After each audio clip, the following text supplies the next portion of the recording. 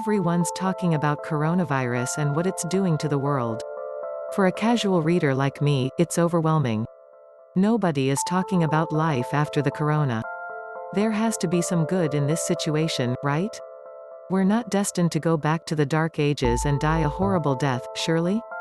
I don't believe so. Our human nature to be fearful has taken over. It's time to consider life after the pandemic from an optimist's point of view. That's what this article will explore. The price tag on these suckers is going to go up after all of this is over. We're going to go from the free hugs movement to paying our debts of gratitude with them. Humans are never going to hug the same way again. Every interaction is going to start with a hug from a romance movie like Sleepless in Seattle. I used to hate dudes giving me bro hugs. Now we're going to hug it out every time we see each other. Remember that pastime? Feels like a lifetime ago when lockdowns were only for criminals that stole Slurpees from 7-Eleven. Who knew going outside could be so good? It sure beats looking at the screens of your devices while ignoring your fellow human beings. We're going to rebel against technology after all of this over. Hanging in the park is going to beat "you wanna Zoom?" When we're outdoors, our mind resets. Nature gives us perspective, it reunites us with our own human nature and what we were put on this shiny planet to do. A walk around the neighborhood is a chance to have a conversation with your partner without the TV being in between your relationship. I predict parks are going to get real busy and nature getaways are going to become as rare as nuggets of gold bullion in an economic downturn. It would have taken years to have working from home become the norm. Micromanagers all over the world are pissed at coronavirus.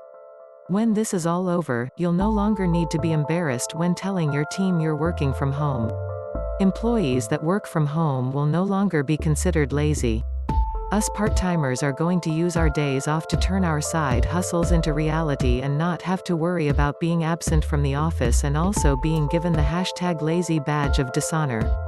Thankfully, coronavirus is forcing us to change the way we work, and this is a blessing in disguise for wannabe entrepreneurs, stay-at-home parents, remote workers, freelancers, and guys and gals that want to sit at home in their PJs with a dress shirt on and nothing but underwear below, while on a video call with a client who has no idea.